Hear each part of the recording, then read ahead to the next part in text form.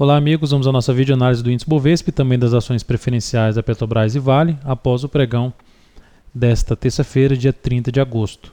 E Bovespa conseguiu fechar hoje acima do topo anterior, máximo do topo anterior, cancelou com isso o sinal de baixa do dia 18/8, confirmou assim um pivô de alta ainda não muito forte, no meu ponto de vista, visto que o fechamento foi um pouco acima, o volume ainda não é muito forte para esse movimento de alta do Ibovespa, e a gente tem um pivô de alta dentro de um grande movimento de queda.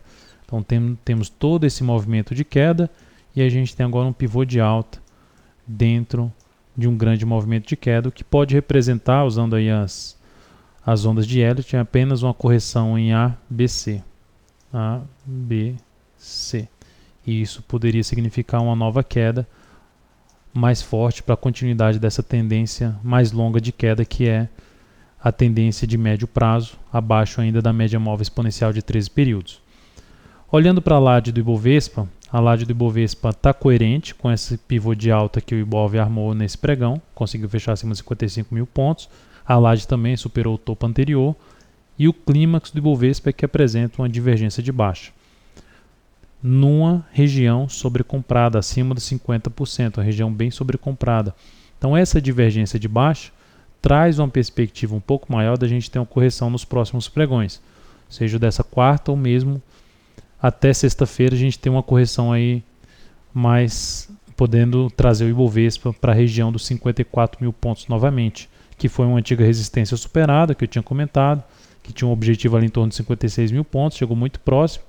Agora, esses 54 mil pontos pode funcionar como suporte junto com a média de 13 períodos.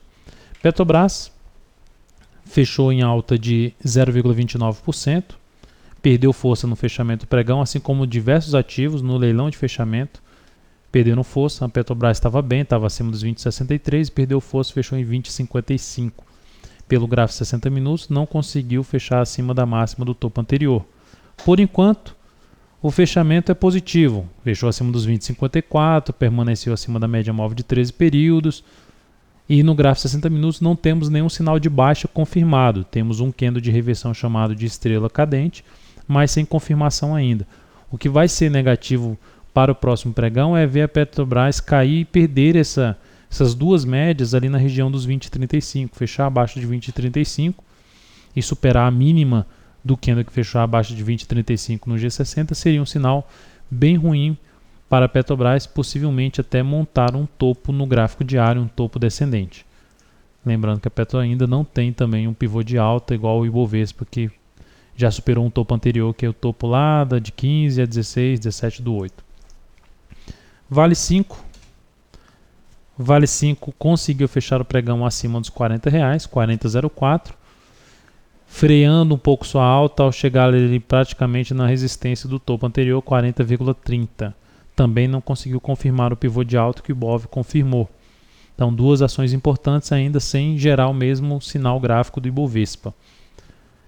O que pode acontecer em relação a Vale 5 no próximo pregão para ampliar essa chance de alta, fechamento do G60, a superação na realidade da máxima do candle no G60, que fechar acima de 40,27. Isso ampliaria a chance de alta para um próximo objetivo em 40,80 e um depois em 41,41, que seriam as próximas resistências acima de R$40,30.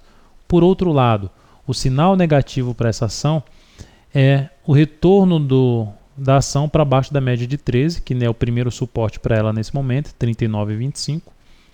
E depois disso para baixo dos 39,02. Fechar um pregão abaixo de 39,02 gera um novo topo na mesma região de topo anterior a favor da tendência de baixa e o preço retornando para baixo da média móvel de 13 períodos, o que seria um sinal de mais queda para essa ação. Por último, fluxo do capital estrangeiro. Houve uma entrada em torno de 24 milhões no dia 26/8, sexta-feira. Uma pequena reação, mas ainda muito leve para que vinha sendo a retirada normalmente acima de 100 milhões, e a entrada tem sido bem pequena mesmo nos últimos dois pregões de 25 e 26/8. Vamos continuar observando o comportamento dos estrangeiros que começaram a dar uma retirada de capital no mês de agosto, inclusive deixando o saldo negativo em torno de R$1 bilhão. Então é isso, amigos, muito obrigado por sua atenção e também por acessar diariamente o site daltonvira.com. Um grande abraço e até a nossa próxima videoanálise.